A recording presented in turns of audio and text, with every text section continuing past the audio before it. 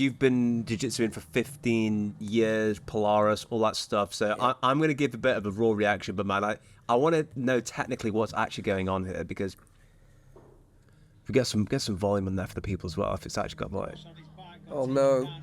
That's bad. I mean, this is how you work it out. Oh, Right, I'm going to pause it right there. Like, yeah, obviously watch that. What's happening here then? It looks a little bit like a heel hook motion, but like, what is this? Like, Okay, so for a needless... Oh my god. Well, I pause it here just so I can be like...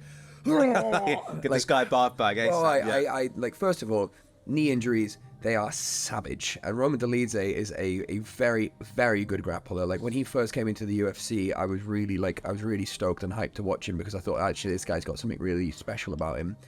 Here, what's happening at the moment, if we look at the angle of Roman Dolidze with his forehead down, belly button down to the floor, he's applying pressure to the knee joint, and he's doing it in a talking fashion, much like an Americana would be, right, if you were attacking the arm. Now, the problem with this is you've got your LCL on the outside, you've got your MCL on the inside, and this is going to tear not only through the MCL first, but you've got a very, very strong chance of doing ACL and meniscus damage with this as well. And because Phil Hawes can't bend his leg properly or start to find a new angle, he is going to take the entirety of the brunt of this damage. And you know what, Jack? This isn't actually the end of the clip, is it? A lot worse happens. no, it isn't. After. But before I hit play, I want to, if you are Hawes in this, what is your next move to get out of this position?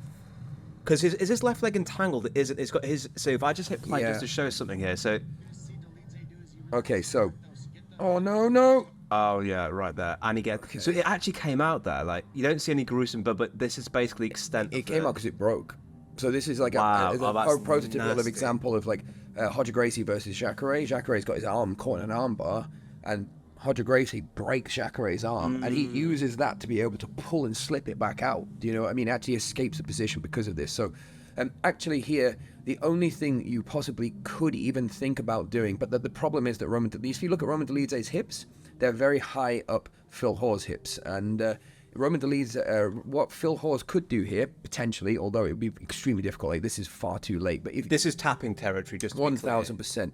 But if Phil Hawes took his right hand, the one that's draped over Roman's hips, pushed his hips down, put his head to turn away from Roman Dolidze, he would start to line his spine up with the leg, and that would remove the angle a little bit. The key thing here that Roman Dolidze is, he has the ankle and he has the hip, which is going to allow him to attack the inside and the middle of the leg.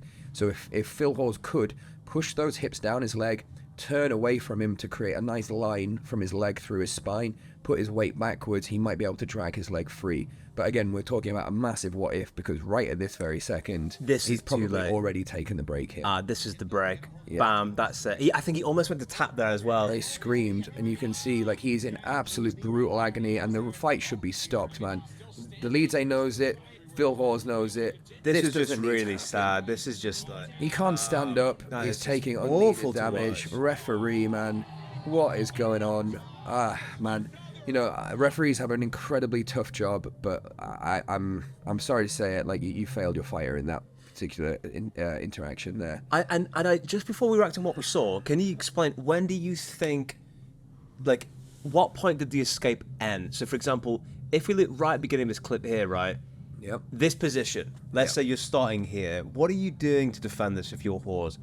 So there's a couple of different things. So Kino Cornelius has a really nice option where he takes his right hand, that's the hand that we can see in this particular still, and he puts his right hand in between the hips and his own leg, and he creates a frame where, I don't know if people will be able to see this, but he creates a frame like this, so the pressure of his opponent goes into the arm and not into the leg. So Phil Hawes could drive his right arm in. So take his right arm, put it underneath. And drive it in there, yeah. The second thing that he could do is he could try and hamstring curl his right leg and try and triangle it up and keep his pressure over, look for like an arm triangle grip and try and flatten him out and sprawl it out, although it's a little bit late in the day because we can see that Roman's got a very, very tight grip around the ankle. And the third thing that he could do, albeit quite suicidal at this point, but again, it just stops you from getting a brutal MCL break, is he could accept the knee bar and try and rotate super quickly. So instead of him fighting here, and it's the fact that he's trying to hamstring curl that forces him into this angular position, but if he accepted the knee bar and tried to rotate and kick the hips out and pull his leg free, do you know what I mean, and try to rotate his toes, actually towards his left, towards Roman's head. Do you know what I mean? If he turned that way, so Yeah. he maybe went belly down and tried to extract his leg in that direction. But very, very tough, man. I guess that when we talk about legs, I'm just going to play this in the background, maybe. But I guess its prevention's better than trying to defend in this position, right? Like, he's trying to hand fight there, but that's not correct. Yeah, Like, he should be turning the opposite way. He should be fleeing this position. He should be turning his head away like that, like he did in the end there, even though after the break. And the ref should stop it. He's even interacted with the fighter. Dan Mergliata put his hands on Roman. That should be the end of the fight. It Phil should. Hawes is clearly in so much pain here. He just cannot think straight. He cannot stay on his feet. And look. do you think this doesn't is a need- career like this has altered the course of your career if you get tapped by that kind of injury? I think there's two things that have happened here that could be career-ending. Number one, like, you know, you're talking, if that is an ACL tear, then you're talking, in the worst-case scenarios, either 18 months of multiple surgeries and maybe never fighting again. If it's a brutal meniscus tear, you know, they might not be able to repair that, and you might end up with long-lasting joint damage. But also, I mean, he just basically got shadow realmed, didn't he? And that is something. On top of it, now he's got a concussion to deal with on top of that. Like, Can I just? Have you ever had a concussion? maybe when I was 5 years old, but not in combat sense, no. Yeah, I've maybe had 3 concussions in my life. Weirdly enough, none of them have ever come from a punch. Do you know what I mean? Like I've been kicked from an Imanari roll. I've been head kicked, and I knocked myself out falling off a swing. You know what I mean? Right, Swung up, flattened myself out, bang, hit the floor. Yeah. Woke Yikes, up afterwards to smash wrists in the process. And the thing that really sort of stands out to me, other than having memory lapses, is headaches. Do you know what I mean? And if you have a persistent headache, which lasts for a while after a concussion, if you have a persistent headache, bro, you do not want to experience that ever again. And like, I don't know how much I would want to train hard, get back into sparring, take another headshot. And what happens a lot of the time is you take a headshot and then you come out of sparring, you've got a little headache. You know, you go back into sparring, you come back out, that little headache's there, but it's a little bit worse. Okay, it takes some time to heal. Yeah, no problem. Cool. Feel like I'm good. Maybe I'm not great, but I feel like I'm good. Go back to sparring, come out with a little headache. And bro, it is a recipe for disaster. I got you on that, man. You know, it's funny. I guess like if you've got people watching this who want to compete at professional level, and I hate to put belts on it and stuff, but you know, that leg lock sequence attack we saw right there, realistically, if you're gonna expect to escape that, I mean, what sort of level are we talking about that you'd be escaping that most of the time? I mean, Dolidze obviously is a phenomenal jiu-jitsu practitioner, but was that less of a skill deficiency on Hawes and more of a just, no, bro, he's just his sequence of attacks that is just that powerful and impressive? You may be speaking to like the one person who's like a little bit biased on this, because I just hate knee bars, man. Like, yeah, they're the things, like, you know, if you were to talk through every submission, they're the ones that I find the hardest to defend for me personally, right? So like that straightening of the leg, the Sulovov stretch, things like that. Like I'm confident in what you're supposed to do, but just like when an arm bar gets broken with the grip, like the ability to stop this from being extended so difficult, and it's not too different with the leg in the same type of idea. Rotating it is only as good as your opponent is. So if your opponent's amazing at stopping the rotation, you know, so I think knee bars particularly are a brutal. Of course you can defend it, of course you can, do you know what I mean? But even good black belts, I'd say, are vulnerable to knee bars. And in fact, of the last 5 times that I got submitted, one of them was a knee bar. What, and how many times? So 5, you've been submitted 5 times, in how long? Oh, it's just going to make me sound like a dick, isn't it? Yeah, I think the people need to know, like. The people that can obviously just be saying, well, you're not rolling with the high enough, blah, blah, blah, blah, blah, blah. But I've been submitted 7 times in 2 years.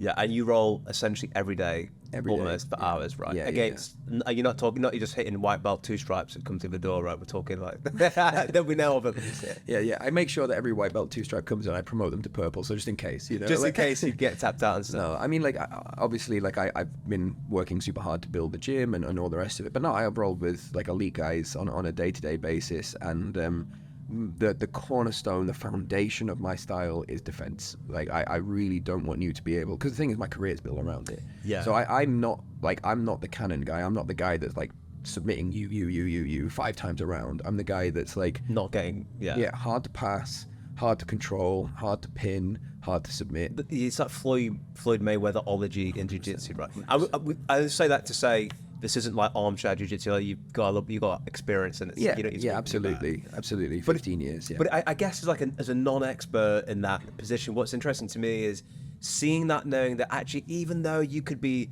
almost maxed out in the jiu-jitsu skill set, there are still some certain sequences where, dude, he gets in the right position, you know, the chance of you tapping is still quite high, which for me, I guess same from a fighter's perspective is, you like don't rely too heavily on defensive. Think about the preventative stuff earlier in the fight, and don't try and get in those scrambles in the first place. 100%. I mean, prevention is always better than cure. But I actually really, really, really detest the coach that's like, well, just don't get there in the first place. Don't get there in the first place. What a white belt answer, man. Do you know what I mean? So in this particular scenario, I think the other thing to recognize is that like the amount of damage that Phil Hawes took through his knee there could have been mitigated by just tapping early. Knowing when to tap. Yeah, man, tapping earlier. Yeah. B, you know, you can actually rotate in a way where you're if I'm taking a wrist lock, for example, like this type of wrist lock is significantly less bad than a side-on one. Do you know what I mean? So actually the rotation in it forces all of the pressure through an individual ligament rather than, you know, the entire structure of your knee being able to sort of mitigate that particular force. Well, I want to pull this up at the Jones Belfort armbar, because I feel like this is another really good example of when do you actually tap, especially at the UFC level, to be fair. Like, what do you actually tap to? Yeah. Because an armbar, realistically, most of the time you'll heal back up in 6 to 8 weeks, maybe a little bit longer if there's complications. So you let that, I mean, this one was, You know, ask me if I let her get my arm broken. Probably not.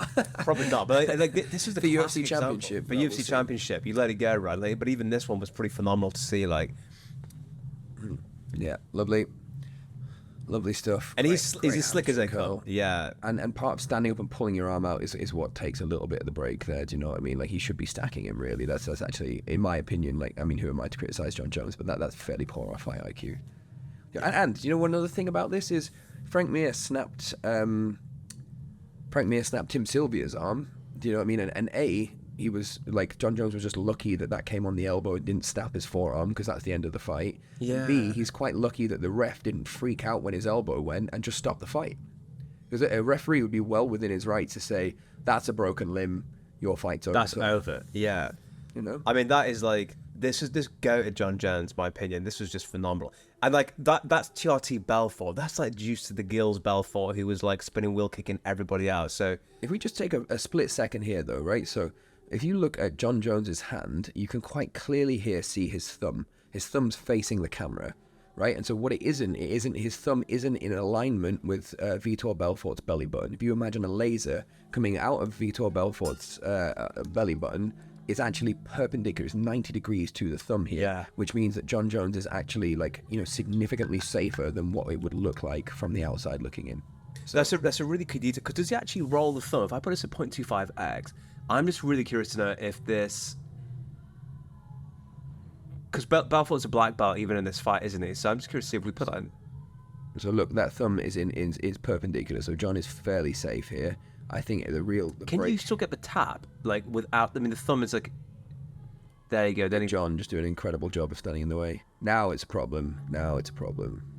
yeah. So actually, contrary to my belief, this is probably the worst part of the entire sequence, right? When he has that like. But if you freeze here again, right? So Yeah. if you imagine what Vitor Belfort's spine would look like inside his body right now, it is this really unhealthy C shape, right? It's not in a big long straight line that would allow him to put maximum bridging force through John Jones. And on top of that, he's just been slammed on his head by an unbelievably strong, huge light heavyweight. Yeah, exactly. You know what I yeah. mean? And we know that Vitor, I think he fought down at middleweight, didn't he?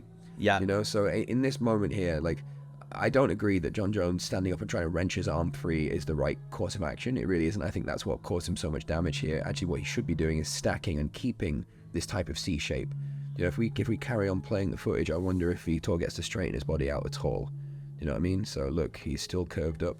So, skill set, so but- John Jones here should actually be leaning into Vitor to clap him down. You feel? Yeah, you think about like if it's my arm here, if I pull my shoulder away, I extend the arm if the hand is locked in place. But if the hand is locked in place and I can bring my shoulder and pressure back in, then I fold the arm in half. Yeah. And what I want to do is create as deep a bend in my arm as possible, because it's the very opposite of straightening it out, which is Exactly right. Yeah. Yeah. That's interesting. That's an interesting analysis on this, actually. So, yeah, then he straightens it out. Hamstring curl is lost here. As you see, his left foot is not quite over the head anymore, and John Jones is giving it the shake, shake, shake like an aggressive pair of trousers. You know. And then Vitor abandons on it, I think. I know, doesn't he He's trying, man. Like he can sense here that, like, you think about how much effort would have been put in, and now you've got a very, very angry John Jones on top of you, which is nobody wants, you know. And then he's back. But on that point, by the way, like, if you're thinking about armbar, like, do you find when you're laying on that armbar, you get to a point where, like, do you keep on trying to get it, or do you abandon to try and get a better position? So, for example, if Vitor Belfort here abandoned that armbar earlier, might he have landed in a better position than open guard? So here's my take as a coach on armbars, as an MMA coach, not as a grappling coach, as an MMA coach, right? If you are on the bottom and you are looking to throw up a submission like a triangle, an armbar, or an omoplata, you should be looking to expect, or you should be expecting a reaction. You expect, right, if I throw an armbar or triangle up, that guy postures up hard. Okay, but what he doesn't do is keep his chest to chest. He doesn't keep his shoulders on. He doesn't keep his head on you. He doesn't strike you. He doesn't elbow you like we're seeing here. He doesn't have the hand on the back of your head. Okay, when they posture up, all of that space can be filled by you. You can put your feet on their chest. You can put your knees on their chest. You can put something in between the two of you. You can put a frame in between the two of you. You've opened that space up. You can then keep that space, and that will allow you to get back to your feet, or it'll allow you to wall walk with the cage, as we see in this scenario here. But what it doesn't do is it doesn't allow you to get locked in this position. So the moment, in my opinion, what he should have done, the moment he throws that armbar up and John Jones starts to posture away here, like, you know, you should, well, not here, you should be thinking like, okay, I'm going to use this to create some space and kick him off, right? You know, even here, like you see, Vitor's trying to put feet on him, but John Jones is doing an incredible job of staying between the knees and then just dropping horrendous ground and pound, mate. I mean, especially from him. I mean, how do you replicate those elbows in training? Like, You can't, man. Do you know what I mean? Actually, it's funny. I did do some work with Mark Diakhese in this type of position, and I had one of the great big circular pads that Rev Gear makes. Okay, so it's a phenomenal sort of like pad for taking away a lot of damage. And I had that tight to my chest, and Mark Diakhese was throwing elbows on me. And this is just a testament to the level of athlete that Mark Diakhese was. Like, I was actually brutally winded. He did quite a significant amount of damage to me through this much pad. Wow. Do you know what I mean? And I just thought, like, me as a regular mortal, if he landed a single one of those elbows, I'd be Shadow Realms. So it just gives you an idea of just the absolute... how actually significant those are. Yeah. And the durability of your average UFC fighter. I mean, think about John Jones. John Jones is bigger than Mark Diakhese, and he landed several flush elbows on Vitor there. Like, the fact that Vitor is, like, just still alive, you know? Is ridiculous. Still alive, you know? How his skull hasn't just fractured or something else like this.